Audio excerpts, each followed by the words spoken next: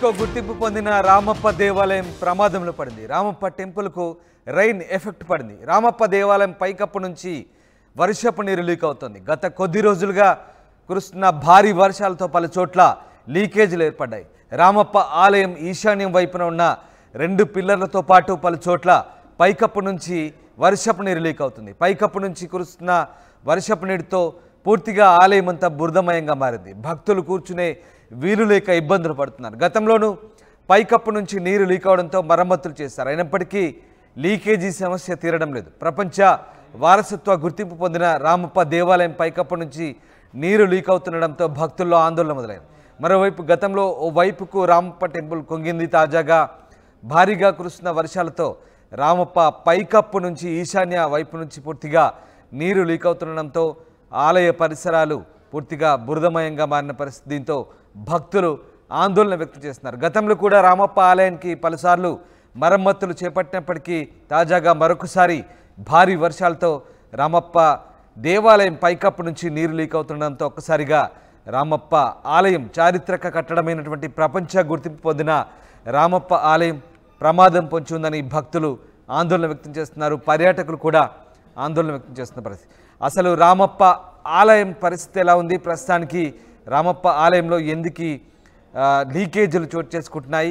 ఎందుకు శిథిలావస్థకు చేరుకుంటున్న పరిస్థితి? అసలు ఏం జరుగుతుంది? అధికారులు ఎలాంటి చర్యలు తీసుకోవడం లేదా? గతంలో మరమ్మతులు చేసినప్పటికీ మళ్ళీ ఎందుకు అలాంటి సమస్య పునరావృతమవుతుందో తెలుసుకునే ప్రయత్నం చేద్దాం. మా ప్రతినిధి వెంకటరత్నం లైవ్లో అందుబాటులో ఉన్నారు రామప్ప టెంపుల్ నుంచి.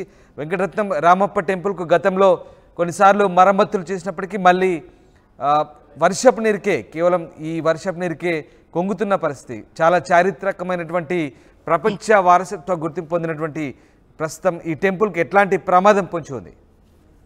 ఎగ్జాక్ట్లీ మీరు చెప్పినట్టుగా ప్రపంచ వారసత్వ గుర్తింపుగా పొందినటువంటి రామప్ప దేవాలయం కూడా ఇప్పటికీ అంటే యునెస్కో చేత గుర్తింపు పొందిందంటేనే దాని క్రెడిబిలిటీ ఏందో అర్థం చేసుకోవచ్చు. ఇప్పటికీ ఏంటంటే కేంద్ర ప్రభుత్వం అట్టహాసంగా యునెస్కోకు ప్రతిపాదనలు పంపించినటువంటి ఉన్నప్పుడు ఉత్సాహము ఆ తర్వాత లేకపోవడాన్ని కూడా మనం ఇక్కడ తీవ్రంగా గమనించాల్సింది. ప్రస్తుతానికైతే రామప్ప టెంపుల్ ఈశాన్య భాగం నుండి అంటే రాతి కట్టడం పై నుంచి కక్షాసనం ప్రాంతంలో మాత్రం ఈ వర్షం నీరు కురుస్తుంది.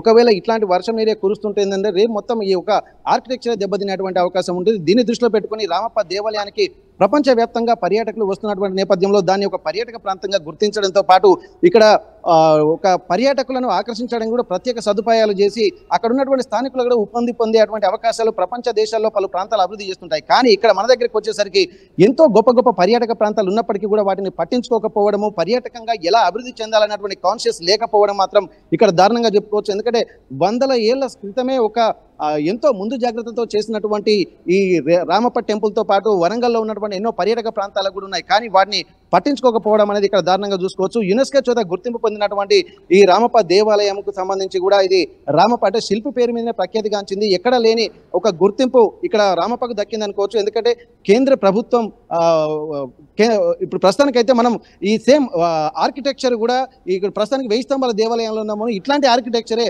ఇక్కడ రామప్పలో ఉంటుంది. ఒకసారి రామప్ప దేవాలయాన్ని ఇమాజిన్ కూడా చేసుకోవచ్చు మనం దీన్ని చూసుకుంటూ. ఎందుకంటే ఇప్పటికీ కేంద్ర ప్రభుత్వం యునెస్కోకు ప్రతిపాదనలు పంపినప్పుడు ఒక 3 ప్రధాన అంశాలని కూడా ఇక్కడ పంపించింది. ఒకటేమో తేలియాడేటువంటి ఇటుకలు రామప్ప టెంపుల్లో కట్టినటువంటి పైకప్పులో ఉన్నటువంటి ప్రత్యేకమైనటువంటి క్రెడిబిలిటీ. మరొకటేమో ఇక్కడ దాదాపు 100 ఏళ్ళు అంటే 12, 13వ శతాబ్దంలో కట్టినటువంటి రామప్ప టెంపుల్ ఇక్కడ ఇప్పటికీ రంగు చెదరకపోవడం అనేది రెండో క్రెడిబిలిటీగా చూసుకోవచ్చు. కానీ ఇక్కడ మరొకటి ఏంటంటే ఎక్కడా లేని ఒక అద్భుతమైనటువంటి క్రెడిబిలిటీ పర్యాటకంగా ఒక శిల్పి పేరు మీద ఇక్కడ ఈ రామప్ప దేవాలయం ఉండడము, దానికి సంబంధించి రామలింగేశ్వర స్వామి ఇక్కడ భక్తుల పూజలు అందుకుంటున్నప్పటికీ కూడా శిల్పి పేరు మీద ఉండడం కూడా ఒక ప్రాధాన్యత సంతరించుకునే అంశము. అయితే ఇప్పటికీ దాదాపు 2020లో కేంద్ర ప్రభుత్వం ప్రతిపాదనలు దానికి పంపించింది యునెస్కోకు 3 ప్రధాన అంశాలను దృష్టిలో పెట్టుకొని 2021 జూన్ 15 అంటే మీరు ఎక్కడైతే నీరు కారుతుందో వర్షం నీరు అక్కడ ఎక్కడైతే డ్యామేజ్ జరిగిందో ఆ ప్రాంతానికి కాస్త దగ్గరలో ఉన్నట్టున్నారు, వెళ్ళే ప్రయత్నం చేస్తారు. అక్కడ ఉన్నటువంటి సిచ్యువేషన్ ని మనం అందరికి నేరుగా చూపించే ప్రయత్నం చేయొచ్చా? మనం ఇక్కడ దాదాపు రామ టెంపుల్ రామ టెంపుల్ దగ్గరికి వెళ్ళలేదు, 1000 స్తంభాల దేవాలయం దగ్గర ఉన్నాము. సేమ్ ఇదే ఆర్కిటెక్చర్ ఉంటుంది కాబట్టి ఆ రిజంబుల్ గా ఉంటుంది కాబట్టి మనం ఆ విజువల్ చూపించేటువంటి ప్రయత్నం చేస్తున్నాము. రామప్ప టెంపుల్ కి ఇంకా దానికి సంబంధించి ఇంకా మనం వెళ్లాల్సి ఉంటుంది. నెక్స్ట్ అక్కడికే ప్రయాణం సాగిస్తున్నాం మనము. ఆ తర్వాత ఇక్కడ మనం ఒక్కసారి ఏంటంటే ఇంత జరుగుతున్నప్పటికీ కూడా ఇక్కడ అది central government, central archaeology department వాళ్ళు కూడా దీన్ని నిర్ణయం తీసుకోవాలి. ఎందుకంటే స్థానికంగా కూడా ఎలాంటి అనుమతులు కూడా లేకుండా ఇక్కడ ఏం దిద్దుబాటు చర్యలు కూడా రిపేర్ కూడా చేపట్టడానికి ఇక్కడ అవకాశం లేదు. ఎందుకంటే మొత్తం ఒక 500 మీటర్ల దూరంలో ఒక బఫర్ జోన్ గా దాన్ని నిర్మించారు.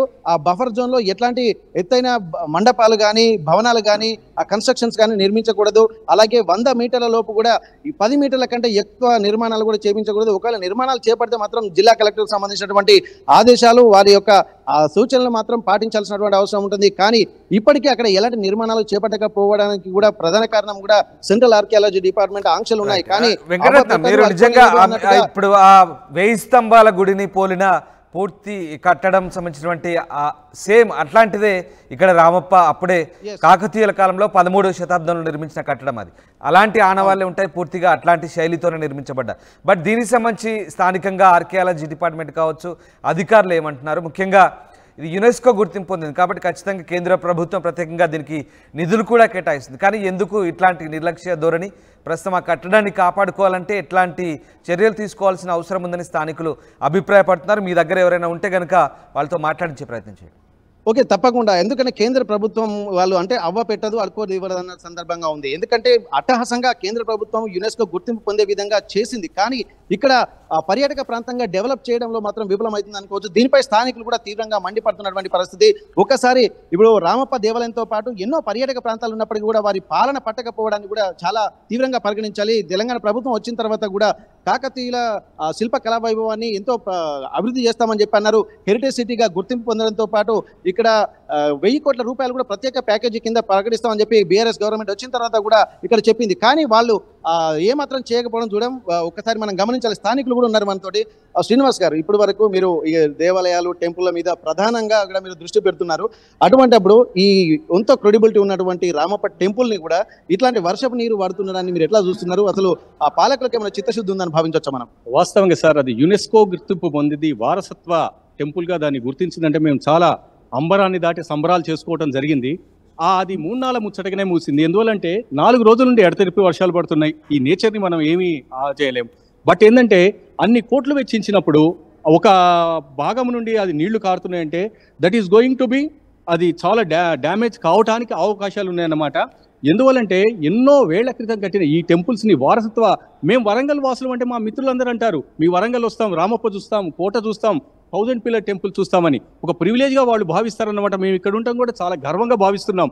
సో ఇక్కడ కూడా ఒక పని ఇవన్నీ మెరుగుపరిస్తే ఈ హెరిటేజ్ సిటీ, వారసత్వ సంపద, వారసత్వ ఈ టెంపుల్ని మనం రక్షించుకుంటున్నట్టయితే ఓరుగల్లు ప్రజలుగా మేము కోరుకునేది ఒకటే, ఈ 1000 పిల్లర్ టెంపుల్ అయితే ఏంది, మన వరంగల్ కోట అయితే ఏంటి, ఆ తర్వాత రామప్ప టెంపుల్ అయితేంది, కోటగుళ్ళు అయితేంది, వీటన్నిటిని కూడా పరిరక్షించుకోవాల్సిన బాధ్యత మా మీద ఉంది, ప్రభుత్వం మీద ఉంది. ఓకే, అయితే ఇప్పటికీ ఎంతో దాదాపు 25 కోట్లతోటి కూడా రోడ్డు మార్గాలు కూడా రామప్ప టెంపుల్కి వేస్తున్నామని చెప్పి అధికారులు కూడా ప్రత్యేక చొరవ తీసుకుంటామని చెప్పి అంటున్నారు. కానీ అసలు రామప్ప టెంపులే ఇక్కడ ప్రశ్నార్థకంగా మారుతున్నటువంటి టైంలో ఈ రోడ్లు దేనికి వేస్తున్నారు అనేది కూడా ఇక్కడ మనం ఆలోచించాల్సినటువంటి అవసరం ఉంది. అభివృద్ధి పేరిత ఇక్కడ తాత్కాలికమైనటువంటి చర్యలే మాత్రం తీసుకుంటుంది తప్ప ఒక పరిపూర్ణమైనటువంటి చర్యలు తీసుకుంటే పర్యాటకులతో పాటు ఇక్కడ ఉన్నటువంటి హెరిటేజ్గా గుర్తింపు పొందినటువంటి వ్యవస్థను మన వారసత్వ సంపదగా భవిష్యత్ తరాలకు అందించినట్టుగా గుర్తించేటువంటి అవకాశం ఉందని చెప్పి స్థానికులు కూడా చెప్తున్నారు. Right, yes, thank you Venkataratnam. 13వ శతాబ్దంలో కాకతీయులు నిర్మించిన రుద్రేశ్వర ఆలయం, రామప్ప ఆలయం ప్రస్తుతం శిథిలావస్థలో కొట్టుమిట్టాడుతోంది. రామప్ప దేవాలయానికి సంబంధించి పైకప్పు నుంచి వర్షపు నీరు లీక్ అవుతుంది. గత కొద్ది రోజులుగా రామప్ప దేవాలయ ఈశాన్య ప్రాంతం నుంచి వర్షపు నీరు లీక్ అవుతుండడంతో భక్తులు ఆందోళన వ్యక్తం చేస్తున్నారు. పూర్తిగా భక్తులు కూర్చున్న చోట వర్షం నీరుతో బురదమయంగా మారిన పరిస్థితి నెలకొంది. వరల్డ్ హెరిటేజ్ కట్టడంగా గుర్తింపు పొందిన రామప్ప దేవాలయాన్ని గతంలో కేంద్ర మంత్రి కూడా సందర్శించారు. కిషన్ రెడ్డి పర్యాటక మంత్రిగా ఉన్నప్పుడు ప్రత్యేక నిధులు కేటాయించి మంజూరు చేస్తామన్నారు. అయినప్పటికీ ఇంకా అట్లాంటి దుస్థితి నెలకొంది. ఈ వర్షపు నీరుతో పూర్తిగా ఆ ప్రాంతమంతా కూడా బురదమయంగా మారిన పరిస్థితి. ఇప్పటికైనా చారిత్రక కట్టడాన్ని కాపాడుకోవాల్సిన అవసరాన్ని స్థానికులు నొక్కి చెప్తున్నారు. కాకతీయుల కాలంలో నిర్మించినటువంటి ఆ కళా వైభవాన్ని కాపాడుకోవాల్సిందిగా స్థానికులు డిమాండ్ చేస్తున్నారు.